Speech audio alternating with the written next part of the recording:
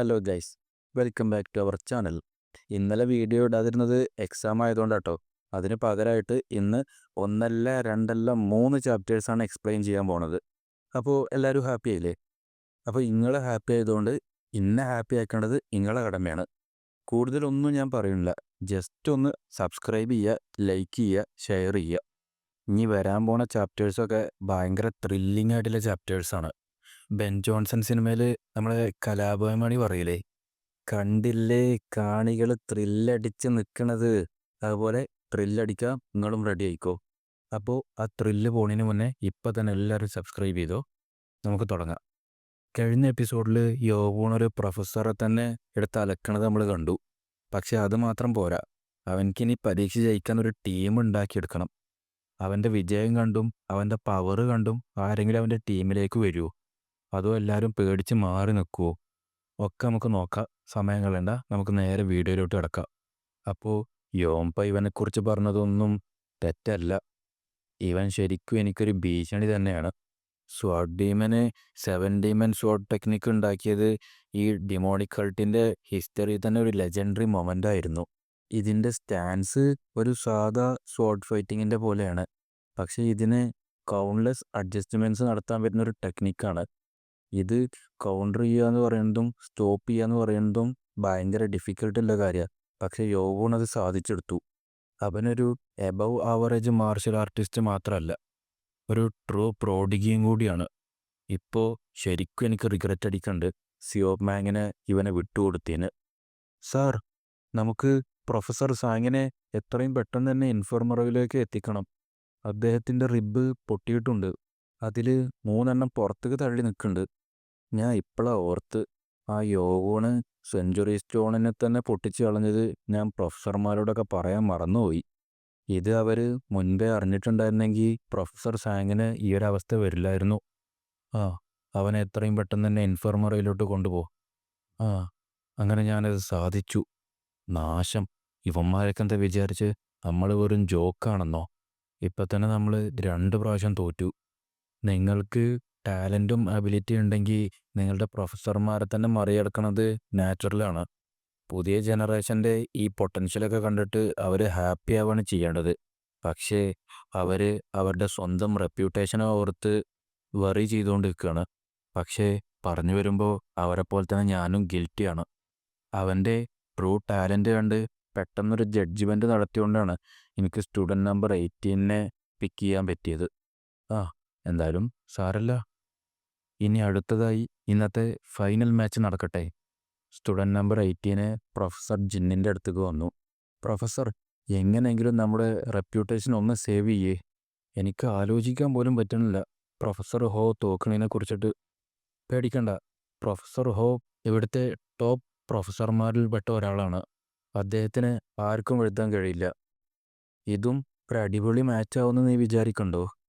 അവൻ ഇന്ന് ഫൈറ്റ് ചെയ്യാൻ വേണ്ടി ചെന്നു. ആർക്കറിയാം, ചിലപ്പോൾ അവനും സ്റ്റുഡൻറ്റ് നമ്പർ 7 പോലെ അവൻ്റെ ട്രൂ പവേഴ്സൊക്കെ ഹൈഡ് ചെയ്തുകൊണ്ടിരിക്കുകയാണെങ്കിലോ.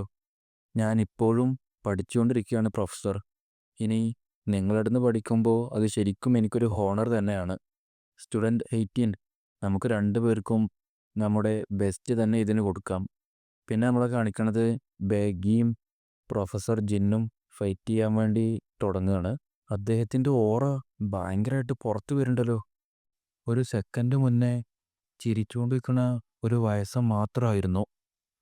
അതൊന്നും കാര്യമാക്കണ്ട. ഞാൻ എന്തായാലും എൻ്റെ ഫുള്ളായിട്ട് പുറത്തേക്ക് എടുക്കാൻ പോവുക. കിക്കിങ് ടെക്നിക്കോ? എന്തായാലും എൻ്റെ കളക്ഷനിലോട്ട് ഒരു പുതിയ ട്രെയിനിങ് അവതാരണയും പാടെ കൂട്ടാം. പക്ഷേ ഇതിനേക്കാളിലൊക്കെ മേലെ മുയോൺ പെർഫോം ചെയ്ത 2 ഡിഫറെൻ്റ് ആയിട്ടുള്ള ഫോം, അതാണ് ഇന്ന് കണ്ടതിൽ വെച്ച് ഏറ്റവും വലിയ ഇൻട്രസ്റ്റിംഗ് ആയിട്ടുള്ള കാര്യം. എനിക്കറിയില്ല എന്നെക്കൊണ്ട് ശരിക്കും അത് പഠിച്ചെടുക്കാൻ പറ്റുമെന്നുള്ള കാര്യം. പക്ഷേ എന്തായാലും അതൊരിക്കലും എനിക്ക് ആവശ്യം വരും. മുയോണിൻ്റെ ഒപ്പം എപ്പോഴെങ്കിലും ഫൈറ്റ് ചെയ്യേണ്ടി വന്നാൽ അതെന്തായാലും എനിക്ക് സഹായിക്കും. പിന്നെ കാണിക്കുന്നത് ബേഗിയും പ്രൊഫസർ ജിന്നും തമ്മിലുള്ള ഫൈറ്റാണ്. ബേഗിയുടെ മെയിന് കിക്കാണ്. അവനങ്ങനെ കിക്ക് ചെയ്തുകൊണ്ട് നിൽക്കുന്നുണ്ട്. പ്രൊഫസർ ജിന്നാണെങ്കിൽ അതിനൊക്കെ ഡോഡ്ജ് ചെയ്തുകൊണ്ട് നിൽക്കുക. അദ്ദേഹം എൻ്റെ എല്ലാ അറ്റാക്കും ഡോഡ്ജ് ചെയ്യുന്നുണ്ടല്ലോ.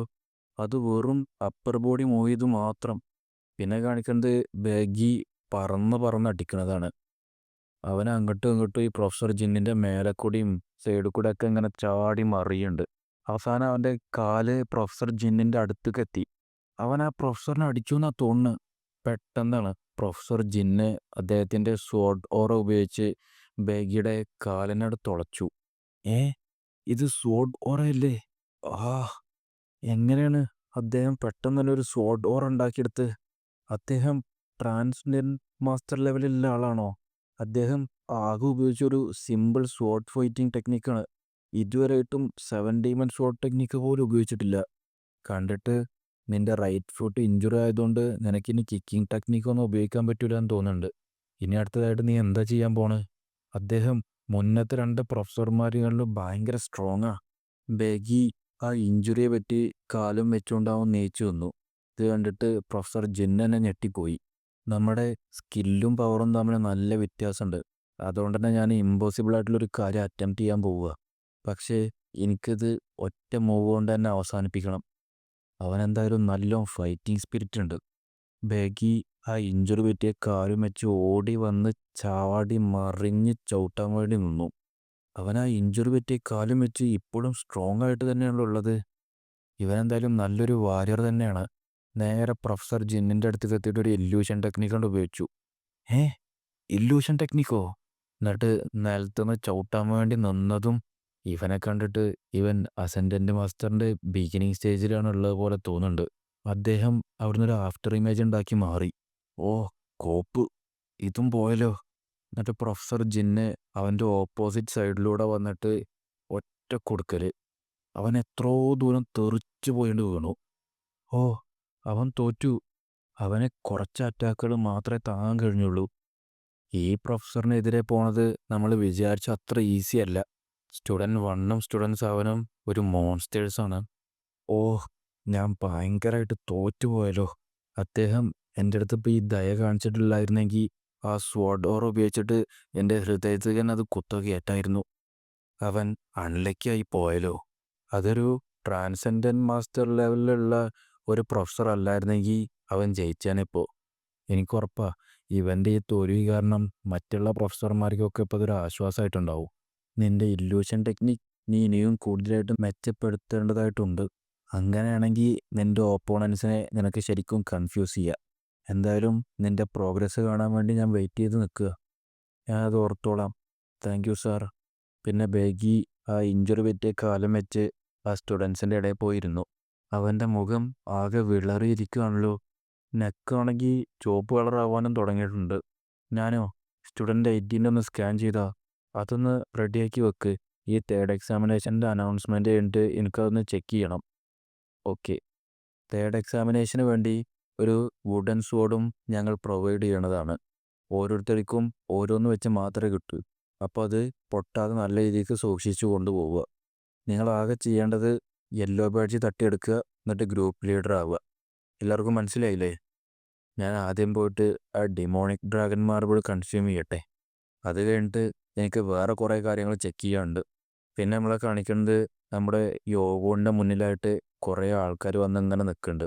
അതിൽ ഫ്രണ്ടിൽ തന്നെ ഒരു ഭയങ്കര ജിമ്മായിട്ടുള്ളൊരു ആളുണ്ട്, ഒരു മസിലളിയൻ. എൻ്റെ ലോഡുമായിട്ട് നിങ്ങൾക്കൊക്കെ എന്താടാ കാര്യം എന്നും പറഞ്ഞ് ഹിയോബോങ്ങും വേറെ 3 സ്റ്റുഡൻസും പാടെ യോഗോണിനെ പ്രൊട്ടക്റ്റ് ചെയ്ത് മുന്നിൽ നിന്നു. മൈലോഡോ? ഈ ഹിയോബോങ്ങിൻ്റെ ഒരു കാര്യം. പിന്നെ നമ്മളെ കാണിക്കുന്നത് തൊട്ട് മുന്നത്തെ ദിവസത്തെ രാത്രി ഗ്രൂപ്പ് 8ൻ്റെ ഡോർമെട്രി നടക്കുന്ന കാര്യങ്ങളാണ്.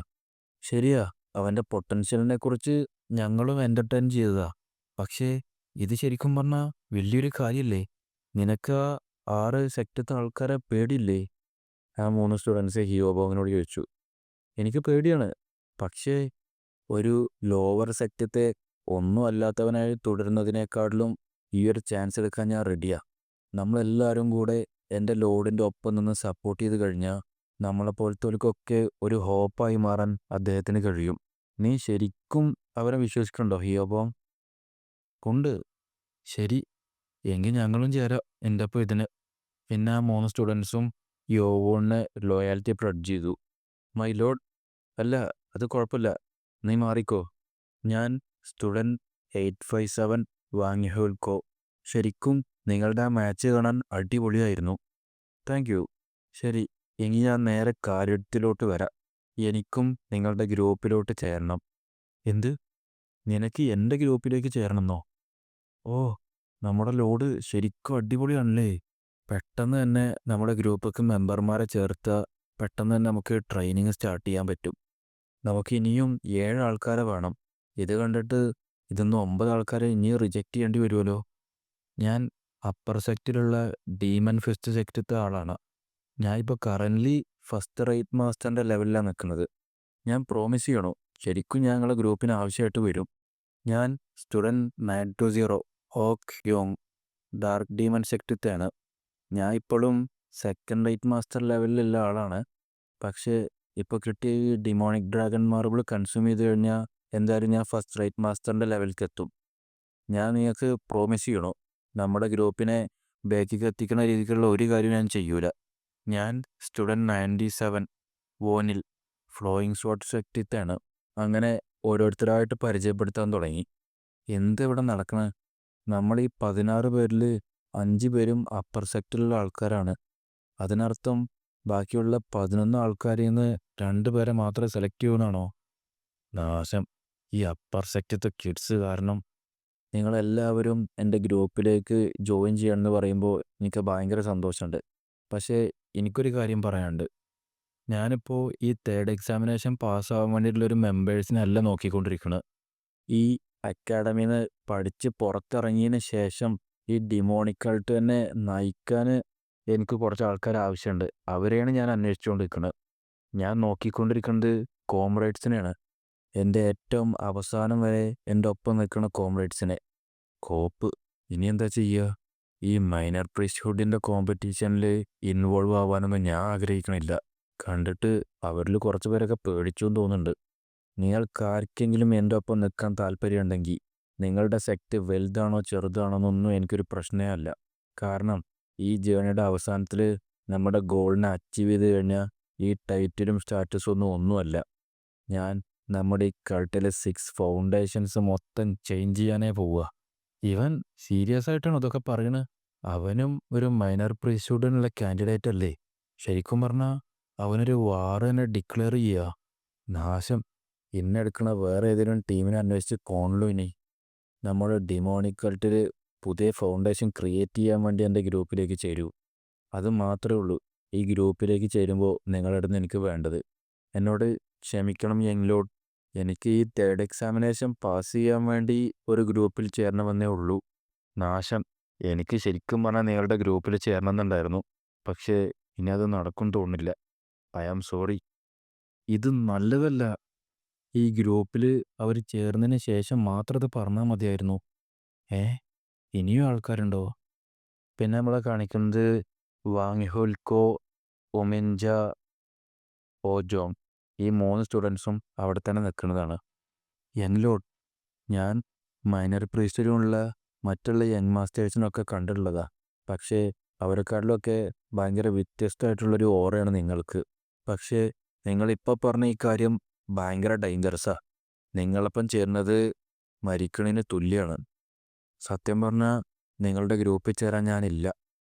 അവനൊരിക്കലും എനിക്ക് കുറ്റം പറയാൻ പറ്റില്ല.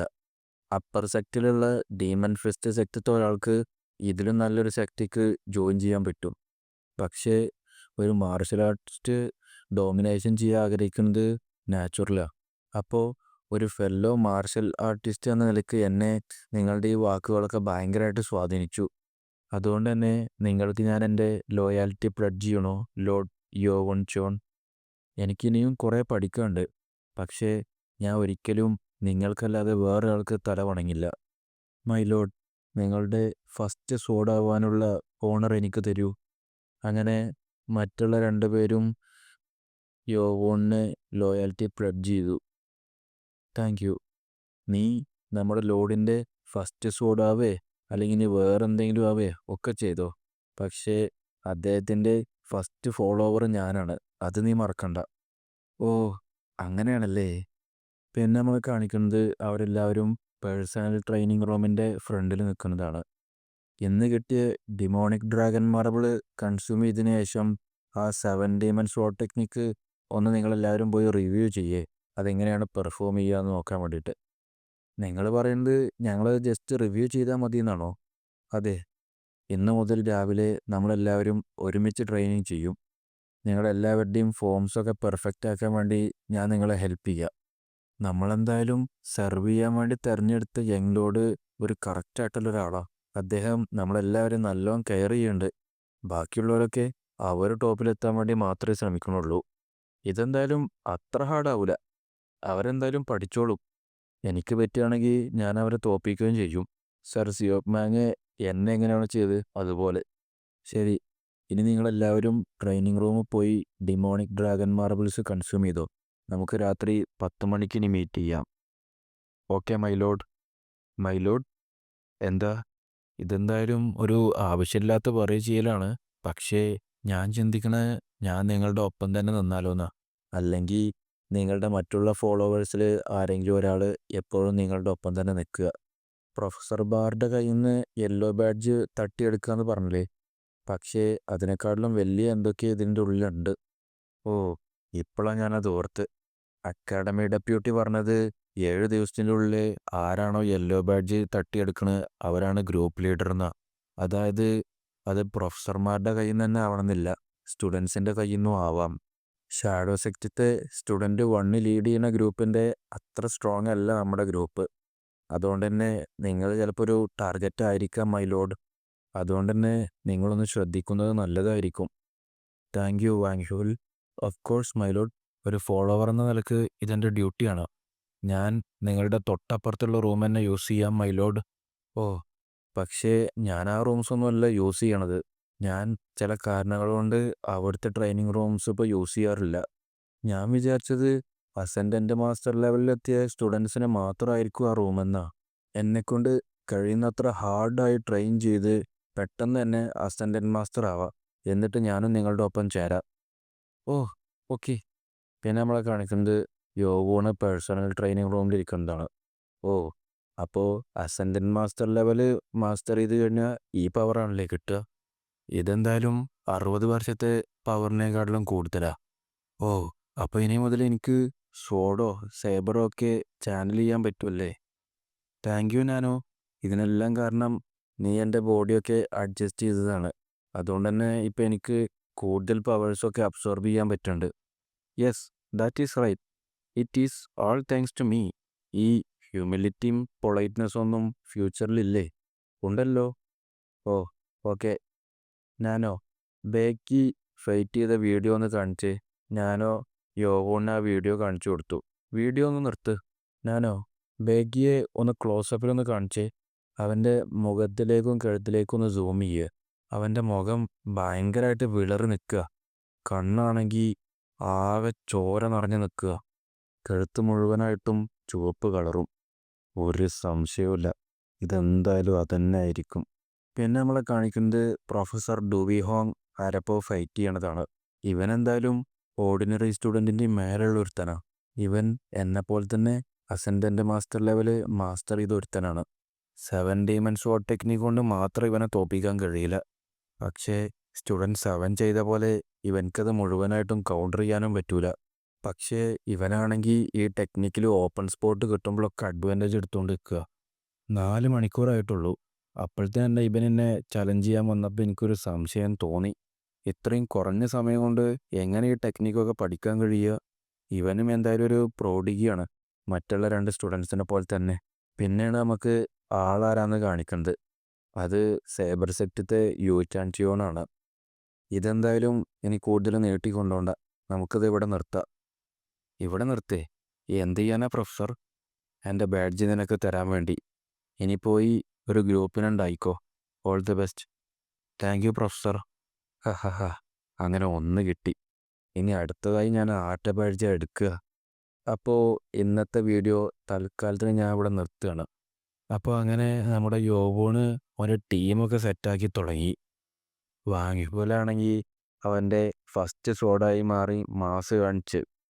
പക്ഷേ അവസാനം നമ്മൾ കണ്ട കാര്യമാണ് ഏറ്റവും വലിയ സസ്പെൻസ്. നാനോയെ വെച്ച് സൂം ചെയ്ത് നോക്കിയപ്പോൾ ബേക്കിയുടെ മുഖമാണെങ്കിൽ ആകെ വിളറി വെളുത്തിരിക്കുക, കണ്ണ് ചുവന്നിരിക്കുക. എഴുത്തിലാണെങ്കിൽ ആകെ മൊത്തം ചുവന്ന പാടുകളും. ഇവനെന്താ പറ്റിയത്? അതൊക്കെ നമുക്ക് അടുത്ത എപ്പിസോഡിൽ കാണാം. അപ്പോൾ വീഡിയോ ഇഷ്ടപ്പെട്ടെങ്കിൽ ലൈക്ക് ചെയ്യാനും സബ്സ്ക്രൈബ് ചെയ്യാനും മറക്കല്ലേ. നിങ്ങളുടെ അഭിപ്രായങ്ങളൊക്കെ കമൻ്റായി താഴെ രേഖപ്പെടുത്തുക. അപ്പോൾ ശരി, ബൈ ബൈ.